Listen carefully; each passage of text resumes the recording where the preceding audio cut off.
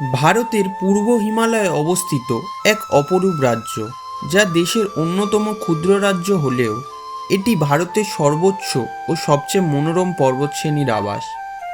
এই পাহাড়ি রাজ্যের বুকে লুকিয়ে আছে এমন এক জগৎ যেখানে হ্রদের নীল রং আকাশকেও হার মানায়, আর বিশাল পর্বত শৃঙ্গগুলো যেন ছুঁয়ে ফেলেছে স্বর্গের কিনারা।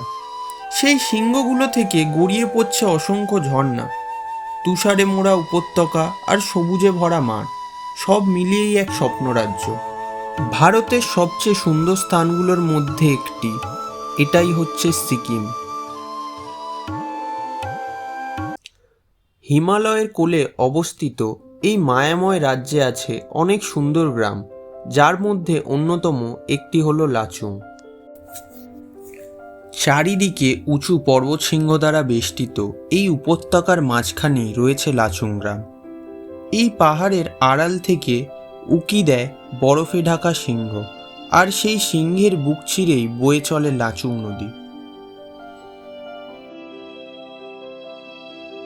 সমুদ্রপৃষ্ঠ থেকে প্রায় 10,000 ফুট উচ্চতায় অবস্থিত এই গ্রাম থেকে ঝর্ণার অপরূপ দৃশ্য দেখা যায়। এত কাছ থেকে দেখা যায় যে মনে হয় যেন ছুঁয়ে ফেলব। গ্রামটিকে আরও ভালোভাবে জানতে আমি মূল রাস্তা ছেড়ে আরও ছোট ছোট গলিগুলো থেকে হাঁটা শুরু করি। পথে পথে চোখে পড়ে সুন্দর ঘরবাড়ি, আর পাশে রয়েছে শাকসবজির ক্ষেত আর ফলের বাগান। এখানকার মানুষজন নিজেরাই নানান রকম প্রয়োজনীয় শাকসবজি চাষ করেন। আমার পিছনে এই যে বাড়িটা দেখতে পাচ্ছেন, আমি খালি এদের কথা ভাবি যে এরা এত সুন্দর পরিবেশে থাকে। জাস্ট ঘর থেকে জানলা খুলবে, কাঞ্চনজঙ্ঘার এই যে ভিউ, আর এই যে আশপাশটা, এদের ওয়েদার, এদের পরিবেশ খুবই সুন্দর। নিজেরাই নিজেদের সব কিছু চাষ করে, ছোট ছোট করে নিজেরাই পশুচারণও করে, সেই যে গরু। আর এদের সব ন্যাচারাল প্রোডাক্ট, আমাদের মতো কিছু জালি কিছু খায় না। আমি আরও নিচেরটা আপনাদের দেখাচ্ছি গিয়ে।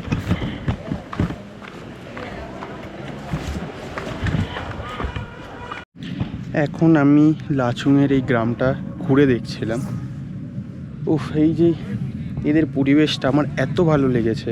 এদের থাকা এত লাইফস্টাইল এত সিম্পল, অসাধারণ। জাস্ট এরা এখানেই নিজেদের বাড়ির সামনে প্রয়োজনীয় শাকবাস চাষ করে। এখন আপাতত করেনি, ভিতরে করেছে। এখানে সবে পুঁতেছে জিনিসপত্র। এখানে এরা আগুন জ্বালায়, যা যা দরকার হয়, আর ঘুম থেকে উঠেই এই ভিউ পায়।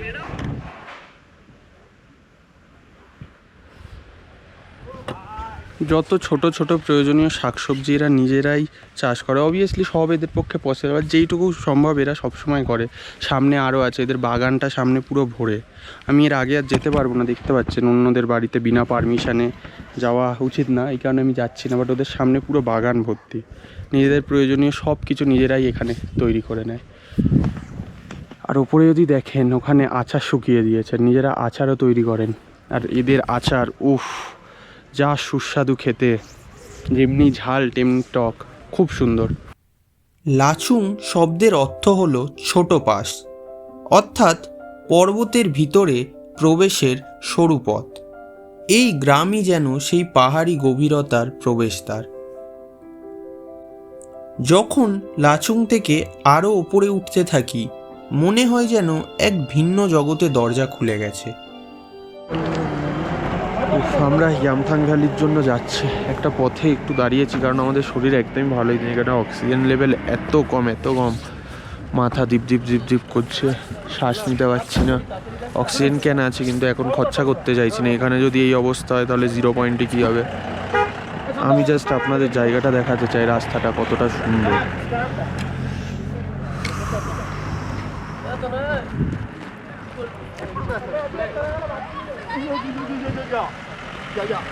অসাধারণ অসাধারণ। এই পাহাড়টা সূর্যের জন্য দেখা যাচ্ছে না, কিন্তু ওটা পুরো বরফে ঢাকা। এত সুন্দর লাগছে এই জায়গাটা, পুরো পিকচার পারফেক্ট। এই যে জায়গাটা দেখতে পাচ্ছেন আপনারা, সেই সোজা আমরা ওর থেকেও দূরে যাবো, ওর থেকেও দূরে। ওখানে বরফে ভরে ইয়ামথাং ভ্যালিতেই আমরা আশা করি বরফ পাবো। আর এর নিচে একটা, আমি যাচ্ছি এক্ষুনি, একটা নদী বইছে, ছোট্ট নদী। নদীটার কালারটা আকাশের থেকেও নীল। উফ, এমনি আকাশের কালারটা আজকে দেখতেই পাচ্ছেন। উফ, আমি ওয়েট করছি কখন আমি ইয়ামথাং ভ্যালিতে যাব। আমার মেন অ্যাট্রাকশনই ওটা। আমি রিয়েলি এক্সপেক্ট করিনি নর্থ সিকিম এতটা সুন্দর হবে। আমি জাস্ট কিছুদিন আগে উত্তরাখণ্ড ঘুরে আসলাম, আমার খুবই সুন্দর লেগেছিল। কিন্তু আমি যখন সিকিম এসেছিলাম আমার এক্সপেকটেশান খুবই লো ছিল, যেহেতু আমি আগে সিকিম ঘুরেছি, তো সেই অনুযায়ী কিন্তু নর্থ সিকিম এসে আমার পুরো চিন্তাধারাই বদলে দিয়েছে। এই যে আমার পিছনে এই পাহাড়গুলো দেখতে পাচ্ছেন, আর এই পাশ থেকেই নদী বইছে, যে এত ক্লিন নদী, এত সুন্দর কালার নদীর, বরফের থেকেও ঠান্ডা। আমি অনেক দিন ধরে, অনেক বছর ধরে অপেক্ষা করছিলাম কখন এরকম জায়গাতে আসবো। এই যে বৈচিত্র্য, পাহাড় নিচ থেকে, ব্রিজের নিচ থেকে এই যে নদী চলে আসছে, আকাশের রং আর নদীর রং সেম। উফ, যা সুন্দর লাগছে। আর এই যে সূর্যের আলোটা এখন এইভাবে মুখে পড়ছে, আমি কি মরে গেছি? স্বর্গই তো ফিল হচ্ছে। উফ, এখন আমি এই ব্রিজের ওপর এসে গেছি। ভয় করছে, তত্তর তত্তর, দেখতেই পাচ্ছেন তত্তর তত্তর করে লাফাচ্ছে। বেশিক্ষণ থাকতে আমার ভয় লাগছে, কিন্তু এখান থেকে এই যে ভিউটা, উফ, পুরো। আর যখন আমরা এই পর্বতগুলোর গভীরে প্রবেশ করি, তখন চোখে পড়ে এক শ্বাসরুদ্ধকর উপত্যকা, ইয়ামথাং ভ্যালি।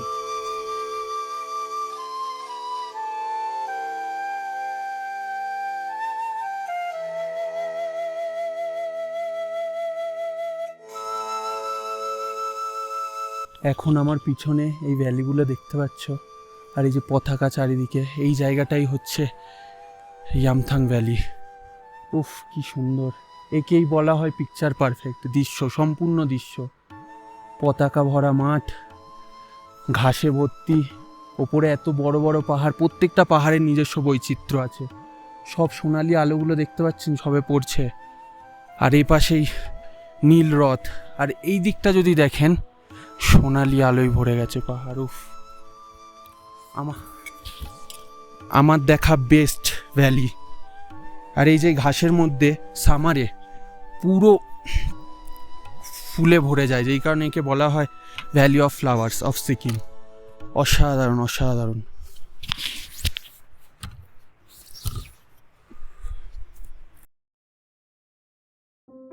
হয়তো আপনার মনে প্রশ্ন জাগতে পারে, এত সাদা পতাকা কেন? নর্থ সিকিমে এই সাদা প্রার্থনা পতাকাগুলো টাঙানো হয় যখন পরিবারের কেউ মারা যায়। এগুলো এমন জায়গায় টাঙানো হয় যেখানে বাতাস প্রবল এবং জায়গাটা একদম পরিষ্কার থাকে। বিশ্বাস করা হয় বাতাস যখন এই পতাকাগুলোর ভিতর দিয়ে বয়ে যায়, তখন তা শান্তি ও পবিত্র শক্তি ছড়িয়ে দেয়। ইয়ামথাংয়ের পরের দৃশ্য আরও মনোমুগ্ধকর। তবে এই পথ ধরে এগোলে এক সময় পৌঁছে যাওয়া যায় সেই জায়গায় যেখানে রাস্তা শেষ হয়ে যায়, যাকে বলা হয় 0 পয়েন্ট। এটাই হচ্ছে 0 পয়েন্ট আমাদের ট্যুরিস্টদের জন্য। এই অবধি হচ্ছে লাস্ট, মানে এরপরে আমরা আর এগোতে পারব না। এরপরে পুরোটাই তিব্বত এরিয়া, কিন্তু এরপরে 1 কিলোমিটার রাস্তা আছে, যে 1 কিলোমিটার রাস্তাতে শুধু আর্মিদের বাংকার আর আর্মিদের ক্যাম্প এইসব পাওয়া যাবে। ট্যুরিস্টদের জন্য এরপরে আর অ্যালাউ নেই, এই লাস্ট। এখানে এখন টেম্পারেচার -13 চলছে, চারিদিকে বরফ।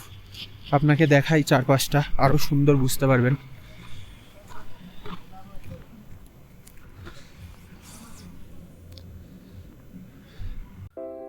প্রায় 15,000 ফুট উচ্চতায় অবস্থিত এই জায়গায় বছরের বেশিরভাগ সময়ই বরফে ঢেকে থাকে। আশেপাশের হিমবাহ গলে যে জল নিচে নামে, সেটি গিয়েই তৈরি করে লাচুং নদী। এই হিমবাহের বরফ গলেই লাচুং পর্যন্ত নদী তৈরি হয়। বরফের টুকরোগুলো কাছ থেকে দেখলে বোঝা যায় এগুলো কত পুরানো।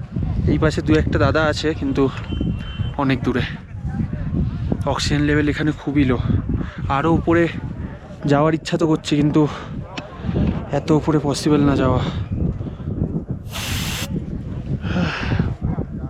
আর যেতে পারবো না। আমাদের এখন চলে যেতে হবে। চলে যাওয়ার সময় এসে গেছে। অলরেডি সবাই চলে গেছে, আমি একা এখন নামছি। এটা আজকে বাঁচিয়ে নিয়েছে আমাকে, না হলে আমি একা পড়ে খুব খারাপ অবস্থা হয়ে যেত ওপরে। একটা জিনিস আমি বলতে চাই সবাইকে, এই যে অক্সিজেন ক্যান আনছে, সিগারেট খাচ্ছ, বিড়ি খাচ্ছ, তোমরা চিপস খাচ্ছ, যা খাচ্ছ, যেমনি তোমরা দায়িত্ব করে আনছো তেমনি নিয়ে যাও। এখানটার অবস্থাতে দেখুন, পাহাড়ের মধ্যে এখানে অক্সিজেন ক্যান পড়ে, এখানে নোংরা পড়ে, খাবারের ইয়ে পড়ে, কাগজ পড়ে, সিগারেট পড়ে, ইয়ে পড়ে, আবার অক্সিজেন ক্যান পড়ে। তো মানে নিজেদের দায়িত্বে যখন নিয়ে আসছো জিনিসগুলো, নিজেদের হেল্প তো করছে, তেমনি এনভায়রনমেন্টকে ক্লিনও রাখ। লাচুং সিকিমের এক সুন্দর গ্রাম, কিন্তু এই মনোরম পাহাড়ের ওপারে রয়েছে আরও এক অপরূপ গ্রাম। তবে সেখানে যাওয়ার পথে এমন কিছু দেখেছিলাম যা ভুলে যাওয়া সম্ভব নয়। 2023-এ নর্থ সিকিমে এক ভয়াবহ বন্যা এই রাস্তা ও পাহাড়ের অনেক অংশ ধ্বংস করে দিয়েছিল। ঘরবাড়ি, গ্রাম সবই নিশ্চিহ্ন হয়ে গেছে। সব আশা যেন ভেসে গেছে জলের স্রোতে। পাহাড়গুলো আজও সেই ক্ষতিচিহ্ন বয়ে বেড়াচ্ছে। বাদামি দাগ এখনো দেখা যায়, যা দেখলে বোঝা যায় নদী কতটা উঁচু পর্যন্ত ছিল। এতই ভয়ঙ্কর বন্যা হয়েছিল যে নদীটি নিচে নেমে এসে ভেঙে দেয় চুংথাং এলাকার বাঁধ, আর সেই হিমবাহ ভেঙে তৈরি হয় ভয়াবহ বন্যা। তিস্তা নদী পর্যন্ত তার প্রভাব পৌঁছায়। এই গ্রামটি কয়েক মিটার দূর থেকে বেঁচে যায়, কিন্তু অনেক বাড়ি আর বাঁচতে পারেনি। আমি এসেছিলাম প্রকৃতির সৌন্দর্য দেখতে, কিন্তু এখানে এসে প্রকৃতির ভয়াল রূপও দেখতে পেলাম। এই অভিজ্ঞতার পর প্রকৃতির প্রতি আমার শ্রদ্ধা আরও গভীর হয়ে গেছে। প্রকৃতির কোলে থাকা জায়গাগুলো ধীরে ধীরে আমাদের বদলে দেয়, বিশেষ করে যখন আমরা শহরের কোলাহলে অভ্যস্ত। তখন এত শান্ত আর নীরব পরিবেশে এসে প্রথমে একটা অস্থিরতা কাজ করে, কিন্তু সময়ের সাথে সেই নীরবতাটাই হয়ে ওঠে স্বস্তির উৎস। আমরা বুঝতে পারি এখানকার জীবনযাত্রার গতি অনেক ধীর। যেখানে শহরে 10 মিনিটেই সব কিছু চলে আসে, এখানে অনেক কিছুই পেতে হয় ঘন্টার পর ঘন্টা হেঁটে। এই অপেক্ষার অস্থিরতায় ধীরে ধীরে রূপ নেয় ধৈর্যে, কারণ এমন জায়গাগুলো মানুষকে ধীরে ধীরে বদলে দেয়।